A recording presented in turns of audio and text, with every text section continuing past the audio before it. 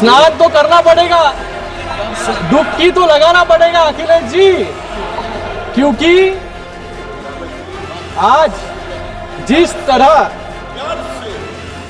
डर से डुबकी जो है कुछ लोग वहां पर लगा के आए, क्योंकि जिस तरीके से आज लोग साथ में आ रहे हैं।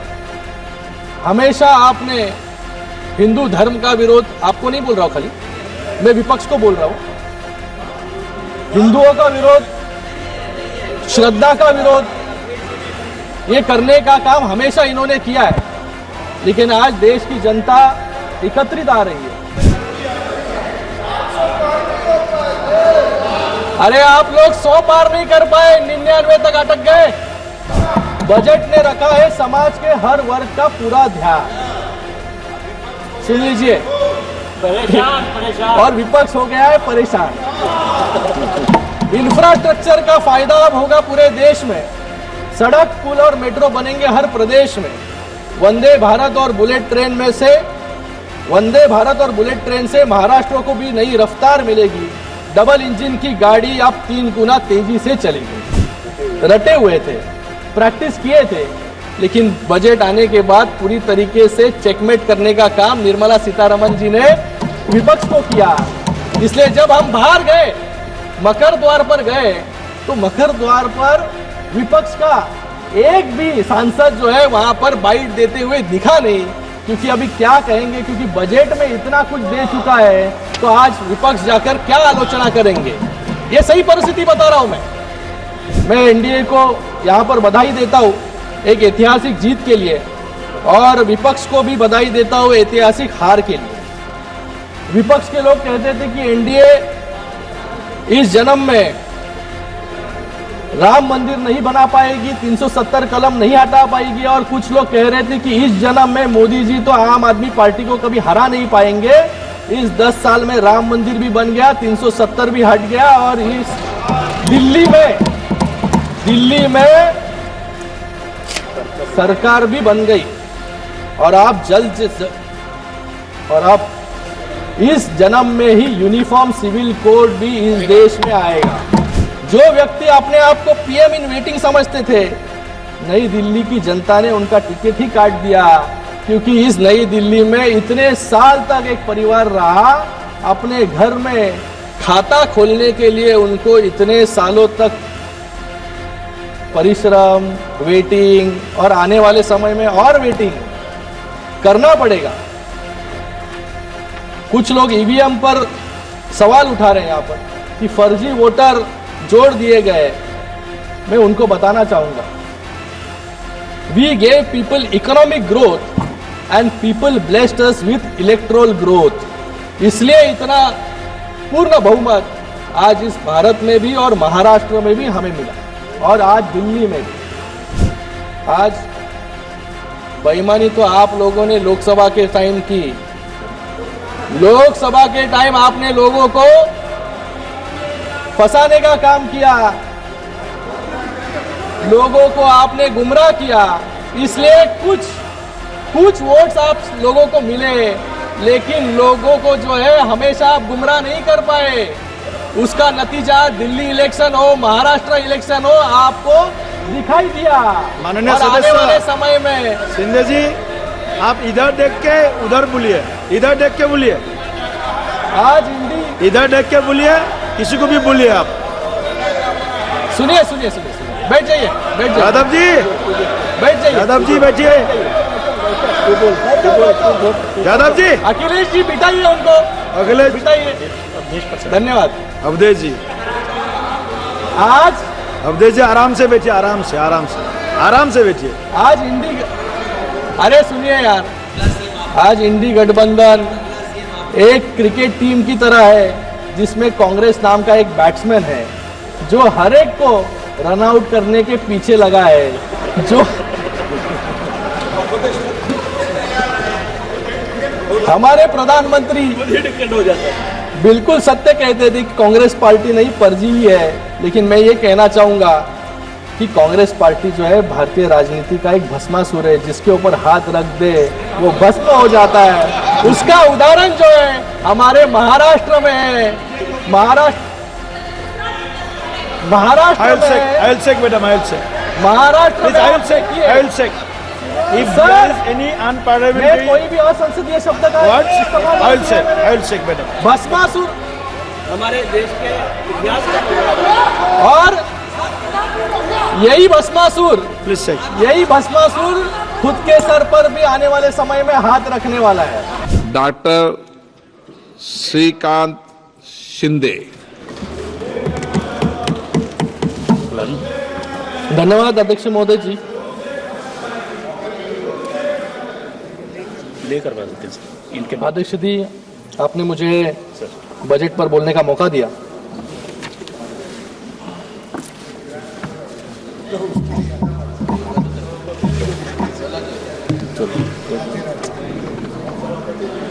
सभापति महोदय, बहुत बहुत धन्यवाद आपका।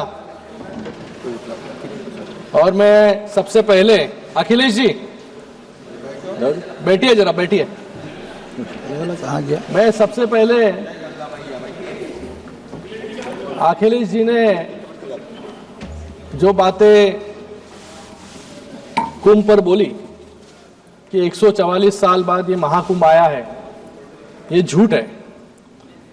आपने कहा आपने ये कहा। देखो, मैं तो पंडित नहीं हूं, बहुत मैं युवा हूं, और मेरे जैसे अनेक युवा इस महाकुंभ में स्नान करने जा रहे हैं। इनकी स्पीच के बाद एक आस्था का विषय है, श्रद्धा का विषय है। इसलिए आज तक मुझे लगता है कि 25-30 करोड़ लोग इस 40 करोड़ लोग जो भी जाएगा उतना 100 करोड़ जो इतने करोड़ों लोग गए, करोड़ों लोग एक आस्था के साथ गए, एक श्रद्धा के साथ गए कि ये महाकुंभ में जाकर उन्होंने दर्शन लिया। लेकिन मुझे लगता है कि यहां पर अगर अखिलेश जी हिंदू के विरोध में, महाकुंभ के विरोध में अगर नहीं बोलेंगे, आपने शुरुआती विरोध से की, स्नान तो करना पड़ेगा, डुबकी तो लगाना पड़ेगा अखिलेश जी, क्योंकि आज जिस तरह डर से डुबकी जो है कुछ लोग वहां पर लगा के आए, क्योंकि जिस तरीके से आज लोग साथ में आ रहे हैं। हमेशा आपने हिंदू धर्म का विरोध, आपको नहीं बोल रहा हूं खाली, मैं विपक्ष को बोल रहा हूं, हिंदुओं का विरोध, श्रद्धा का विरोध, ये करने का काम हमेशा इन्होंने किया है। लेकिन आज देश की जनता एकत्रित आ रही है मोदी जी के नेतृत्व में, इसलिए तीसरी बार मोदी जी के नेतृत्व में पूरी मेजॉरिटी के साथ ये सरकार स्थापन है।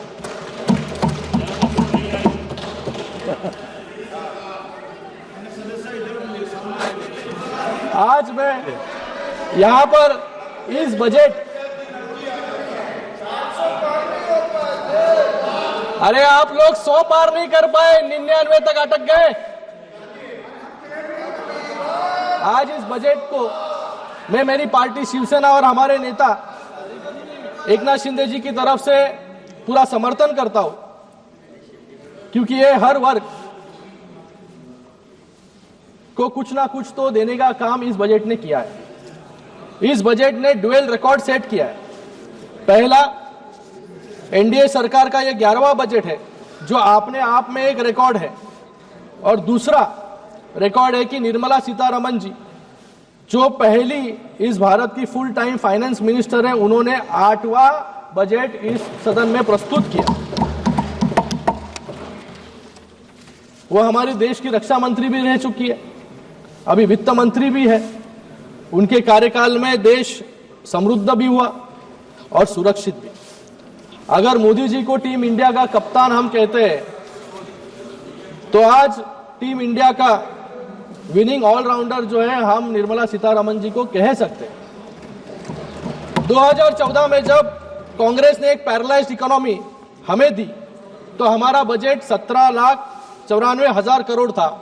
आज सरकार का बजट 50,65,000 करोड़ का है, जिसमें 39,44,000 करोड़ का रेवेन्यू एक्सपेंडिचर है और 11,21,000 करोड़ का कैपिटल एक्सपेंडिचर है।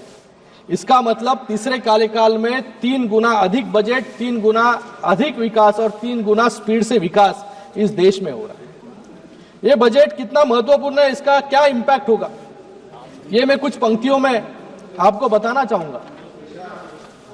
किसान, मजदूर, युवा और महिलाओं का बजट आया है। मिडिल क्लास के लिए खुशियां लाया है। 12 लाख तक अब टैक्स नहीं लगेगा, हर घर में खुशियों का दीप जलेगा। मध्यम वर्ग का अब होगा उत्थान, उनकी मेहनत को मिला है पूरा सम्मान। युवाओं को मिलेगा काम, गरीबों को मिलेगा अपना पक्का मकान। बजट ने रखा है समाज के हर वर्ग का पूरा ध्यान। सुन लीजिए, परेशान और विपक्ष हो गया है परेशान।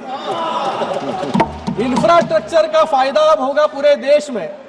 सड़क, पुल और मेट्रो बनेंगे हर प्रदेश में। वंदे भारत और बुलेट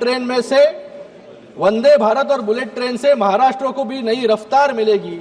डबल इंजन की गाड़ी अब 3 गुना तेजी से चलेगी।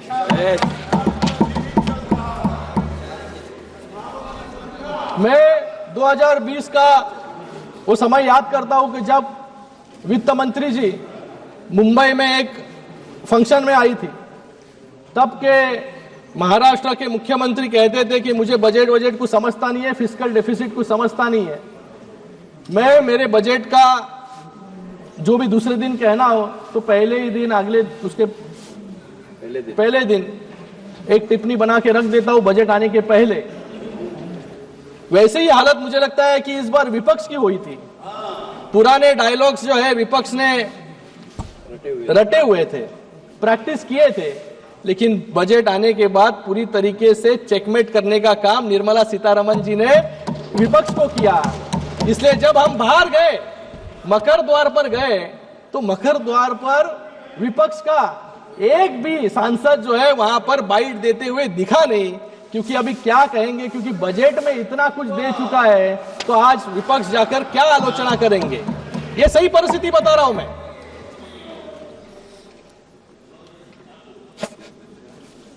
मुझे लगता है कि विपक्ष के कुछ साथी खुद का भी कुछ टैक्स रिलीफ खुद को मिला है कि नहीं, वो भी सोचते होंगे। ये जो बजट दिया गया है वो भले ही विपक्ष के समझ में ना आए, लेकिन देश की आम जनता के समझ में जरूर आया है। कश्मीर से कन्याकुमारी तक और कच्छ से लेकर अरुणाचल तक मिडिल क्लास के हर वर्ग में खुशी की लहर यहां पर इस बजट के कारण। मैंने इस सदन में पहले भी बताया है कि हमारी सरकार स्कीम्स के लिए जानी जाती है, और जो कांग्रेस की सरकार थी वो स्कैम्स के लिए आज भी जानी जाती है।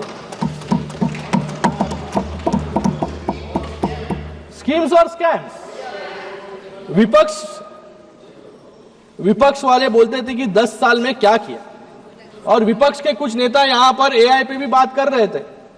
मैं यहां पर कुछ उपलब्धियां 2014 से 2024 तक इस सरकार ने किस किस क्षेत्र में क्या क्या उपलब्धि हासिल की है उसके बारे में बताना चाहूंगा।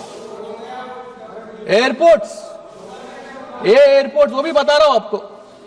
एयरपोर्ट्स 2014 में 74 थे, आज 2024 में 197 हो गए। बी फॉर ब्रॉडबैंड, तब कनेक्शंस 6 करोड़ थे, आज 94 करोड़ ब्रॉडबैंड कनेक्शंस हो गए। सी का कोल प्रोडक्शन 56 मेट्रिक टन था, आज 997 मेट्रिक टन है। डिफेंस बजट 2,24,000 करोड़ था, आज 6,81,000 करोड़ आज है।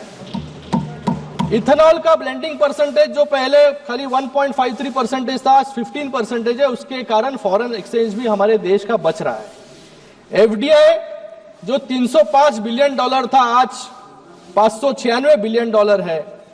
और जी फॉर जीडीपी पर कैपिटा जो पहले $3,500 था, आज $6,000 से भी ज्यादा हमारा जीडीपी पर कैपिटा है। हाईवेज की संख्या 91,000 किलोमीटर थी, आज 1.5 लाख किलोमीटर से अधिक हाईवेज जो है इस भारत में बन चुके हैं। और I for innovation index ranking में हमारा देश पहले 81st रैंक में था, आज 39th रैंक पे है। आधे से ज्यादा जो है रैंकिंग हमारी नजदीक आ चुकी है। और जो आप रोजगार के बारे में बात कर रहे हैं यहाँ पर, इनोवेशन में स्टार्टअप्स भी आता है। पहले स्टार्टअप्स सिर्फ 340 थे, आज 1.5 लाख स्टार्टअप्स जो है इस देश में है, और सबसे ज्यादा स्टार्टअप्स हमारे महाराष्ट्र में।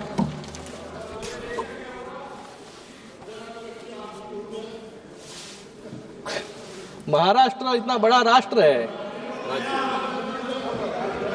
कुछ दिन पहले ही दिल्ली के चुनाव रिजल्ट्स आए।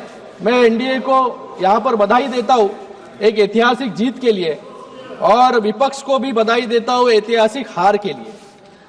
विपक्ष के लोग कहते थे कि एनडीए इस जन्म में राम मंदिर नहीं बना पाएगी, 370 कलम नहीं हटा पाएगी, और कुछ लोग कह रहे थे कि इस जन्म में मोदी जी तो आम आदमी पार्टी को कभी हरा नहीं पाएंगे। इस 10 साल में राम मंदिर भी बन गया, 370 भी हट गया, और इस दिल्ली में सरकार भी बन गई, और आप इस जन्म में ही यूनिफॉर्म सिविल कोड भी इस देश में आएगा।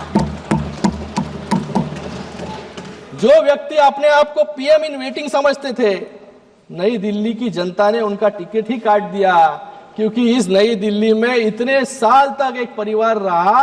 अपने घर में खाता खोलने के लिए उनको इतने सालों तक परिश्रम, वेटिंग, और आने वाले समय में और वेटिंग करना पड़ेगा।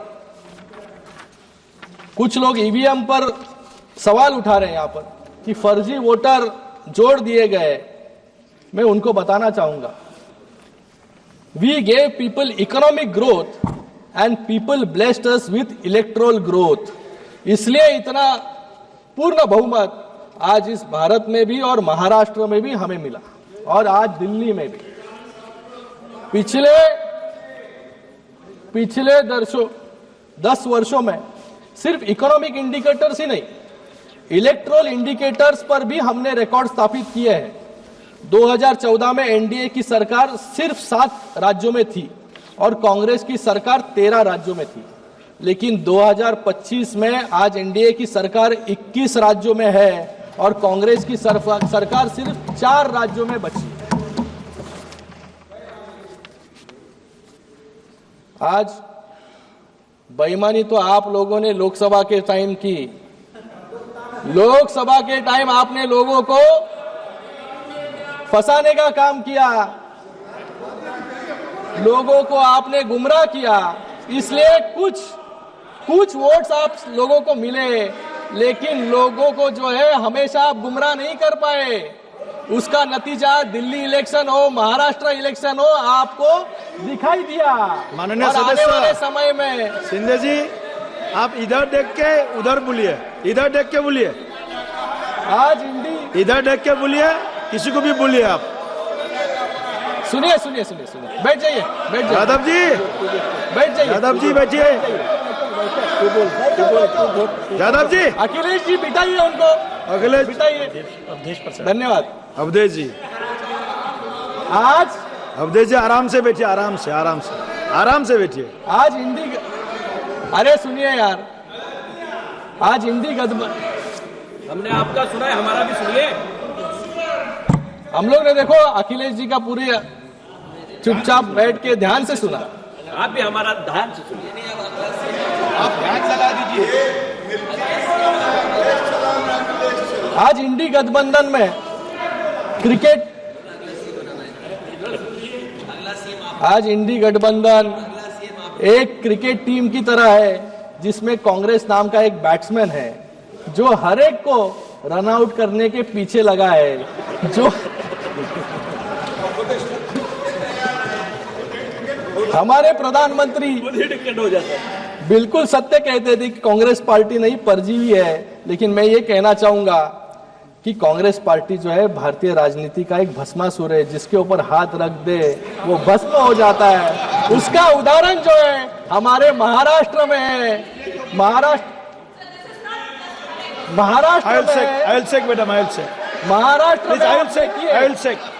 If there is any unparliamentary, कोई भी असंसदीय शब्द का I'll check, madam. भस्मासुर हमारे देश के इतिहास का और यही भस्मासुर प्लीज चेक। यही भस्मासुर खुद के सर पर भी आने वाले समय में हाथ रखने वाला है। हमारे महाराष्ट्र में आप उदाहरण देखिए, यूबीटी की मशाल को बुझा दिया।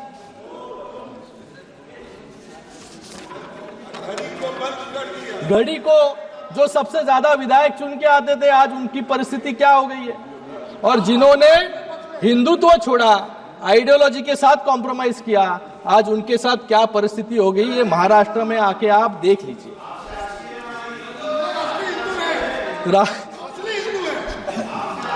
राहुल जी इस सदन में एक चाइना के प्रवक्ता की तरह, आज राहुल जी इस सदन में चाइना के प्रवक्ता की तरह लग रहे थे। उनकी अर्थव्यवस्था की उपलब्धियां बता रहे थे और मेक इन इंडिया को फेलियर बता रहे थे। जब आप, अरे सुनो, जब आप मेक इन इंडिया को गाली देते हो तो सिर्फ इस सरकार को नहीं, वो हर मजदूर को गाली देते हैं, वो हर इंजीनियर को गाली देते हैं, हर साइंटिस्ट को, हर डॉक्टर्स को, जो इस मेक इन इंडिया में, आज जो मेक इन इंडिया सफल हुआ है, इनके प्रयासों के वजह से सफल हुआ है। लेकिन जब उनके सामने भारत की उपलब्धियां राष्ट्रपति जी के एड्रेस के माध्यम से बताई जा रही थी, तो वो कह रहे थे कि ये बोरिंग है। मुझे लगता है कि इससे ज्यादा अपमानजनक बात कोई नहीं होगी। उनको देश की माफी भी मांगनी होगी। मैं उनको, विपक्ष को कहना चाहूंगा, in Congress years, sir, in Congress years India was known as the third world country. Today it's soon becoming the third largest economy in the world. ये फर्क है हमारे शासन में और कांग्रेस के शासन में। जो लोग फेलियर की बात करते हैं, अब मैं उनके एक्सेप्शनल इकोनॉमिक परफॉर्मेंस, जहां जहां इनकी राज्य में सत्ता सरकारें बची है, वहां पर इस कैसे परफॉर्म ये कर रहे हैं, उसके बारे में कुछ बताना चाहूंगा। कर्नाटक में सरकार ने 5 गारंटी दिखाकर वोट लिए, लेकिन आज कर्नाटक को 48,000 करोड़ का उधार जो है लेना पड़ रहा है। दूसरा हिमाचल प्रदेश है। हिमाचल प्रदेश में 18 नवंबर 2024 को हिमाचल भवन की जब्ती के आदेश हाईकोर्ट ने दिए, क्योंकि कांग्रेस सरकार 150 करोड़ के हाइड्रो पावर परियोजना का भुगतान नहीं कर पाई। हिमाचल में कांग्रेस सरकार का हाल एक फ्यूजिटिव इकोनॉमिक ऑफेंडर वाला हो गया है, जिसकी प्रॉपर्टी अटैच करने की जरूरत पड़ गई है। और उधर हिमाचल सरकार में समोसा स्कैम पर सीआईडी इंक्वायरी चल रही है। समोसा स्कैम। तेलंगाना में भी 10 महीनों में इन्होंने 50,000 करोड़ का कर्ज लिया है। मतलब इन्होंने, सर मैं दूसरा स्पीकर हूं सर, टाइम बचा है मेरे पार्टी का? नहीं टाइम नहीं है, टाइम नहीं टाइम है, थोड़ा है। कल हमारे विपक्ष के साथी कुछ आंकड़े बता रहे थे। अरे सुन लीजिए, ज्यादा नहीं बोलूंगा, सुन लीजिए। कुछ आंकड़े बता रहे थे और बता रही थी कि सर, बैठिए दादा, नहीं नॉन स्टॉप कमेंट्री कर रहे हैं सर सब लोग। डोंट डिस्टर्ब, प्लीज बैठिए, प्लीज नॉन स्टॉप कमेंट्री कर रहे हैं। नो प्लीज, हजम नहीं हो रहा है सर सच्चाई। कल हमारे विपक्ष की एक साथी कुछ आंकड़े दे रही थी, कुछ बता रही थी कि आज हम सब जो यहाँ बैठे हैं, हर पर एक कर्ज है, लेकिन वो नहीं बताया उन्होंने कि ये कर्ज क्यों है, कैसे हुआ। क्योंकि जब इनकी सरकार थी तो जनता को इन्होंने बैंक समझ लिया था और उस बैंक को 10 साल तक इन्होंने लूटने का काम किया। 1971 में आपने बैंक को नेशनलाइज किया, लेकिन 2014 आते आते बैंकों की हालत ऐसी कर दी कि यूपीए कम और एनपीए ज्यादा सुनाई दे रहा था। और हमने 10 साल में इन सभी बैंकों को एनपीए से बाहर निकालकर आज संरक्षित करने का काम किया। और इन्हीं बैंकों के माध्यम से आज पूरे देश में जो जो लोगों को सुविधा मिल रही है, वो इन बैंकों के माध्यम से मिल रही है। Please conclude. Income tax amendment sir, sir अभी सर 1 मिनट प्लीज, 1 मिनट में 1 मिनट में 5 minute sir, 5 minute, give me 5 minute sir. No, you have time income already tax over. Act amendment भी हमने लाया है। पहले इनकम टैक्स टेररिज्म हुआ करता था, आज इनकम टैक्स कंप्लायंस है। ये 10 साल की जर्नी हमने की है। मैं एक उदाहरण देना चाहूंगा। ऑयल बॉन्ड्स का 2014 से पहले 1,70,518 करोड़ के ऑयल बॉन्ड्स जारी की गए, लेकिन उस समय की सरकार ने इन्हें चुकाने की कोई चिंता नहीं की। 2014-2022 के बीच उसी ऑयल बॉन्ड के लिए 42,223 करोड़ प्रिंसिपल अमाउंट चुकाने के लिए हमें इंटरेस्ट के रूप में 80,000 करोड़ सरकार को देने पड़े। 2022 से 2026 के बीच 92,000 करोड़ और 22,000 करोड़ ब्याज के रूप में चुकाने पड़े। यानी कांग्रेस सरकार की दरियादिली का बिल आज आम आदमी यहां पर चुका रहा है। कांग्रेस ने इस देश के आम आदमी को, इस देश के किसान को कर्जदार बनाया और फिर बोलते हैं कि किसानों का कर्ज माफ करेंगे। मुझे लगता है कि किसानों की कर्ज माफी में भी इन्होंने घोटाला किया, क्योंकि कैग का एक रिपोर्ट था, इस सदन में रखा गया था कि in several cases ineligible farmers were given benefit while deserving ones were left out. और जब मतलब जिसको कर्ज देना था, जिसको कर्ज देना था उसको कर्ज नहीं दिया। और जब अनुराग जी इनको स्कैमस्टर्स कहते हैं तो इनको दुख होता है। इन्होंने नैरो यूरिया और कॉटन बैग की बात यहां पर कल की।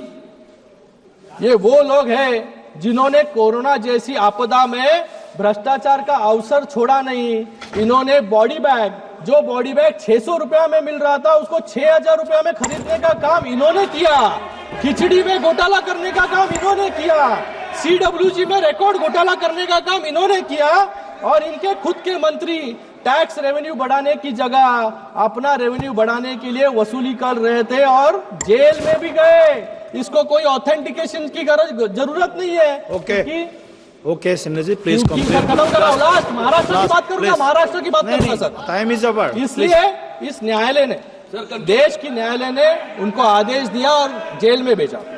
मैं यहां पर महाराष्ट्र की बात करूंगा सर। महाराष्ट्र को इस बजट में क्या मिला ये पूछ रहे थे। मैं यहां पर कहूंगा कि इस बजट में महाराष्ट्र को क्या क्या मिला। महाराष्ट्र को 76,000 करोड़ वार्ड 1 पोर्ट के माध्यम से मिला है, जो 12 लाख रोजगार जो है हमारे महाराष्ट्र में निर्माण करेगा। टैक्स प्रोसीड्स के माध्यम से 90,000 करोड़ महाराष्ट्र को मिले। MYTP3 के प्रोजेक्ट्स के अंतर्गत 1400 करोड़ महाराष्ट्र को मिले। पुणे मेट्रो में 837 करोड़, उसी के बाद में Mumbai Ahmedabad high speed road 4,300 crore. Sir खत्म करो। फिर मुंबई मेट्रो के लिए 1,600 करोड़, रूरल ट्रांसपोर्ट इंप्रूवमेंट के लिए 683 करोड़ और उसी के साथ में integrated green urban mobility project के लिए 652 करोड़।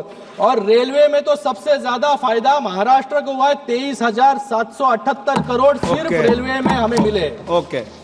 सर खत्म कराओ। लास्ट, आज गढ़चिरौली जैसे नक्सल अफेक्टेड एरिया में भी डेवलपमेंट की बात चल रही है। हमारी डबल इंजन सरकार ने गढ़चिरौली जैसे नक्सल प्रभावित इलाके को भी देश की मुख्य धारा से जोड़ने और जिंदाल स्टील जैसे 1 लाख करोड़ का स्टील पावर प्लांट आज गढ़चिरौली में लग रहा है, जिससे हजारों लोगों को नौकरी मिलेगी। ये मैं इसके लिए तभी के हमारे गार्डियन मिनिस्टर एकनाथ शिंदे जी और तब के हमारे मुख्यमंत्री एकनाथ शिंदे जी को खूब बहुत धन्यवाद देता हूं कि उन्होंने इसकी शुरुआत की और उसको आगे लेके जाने का काम आपके मुख्यमंत्री देवेंद्र फडणवीस जी यहाँ पर कर रहे हैं। मैं अपना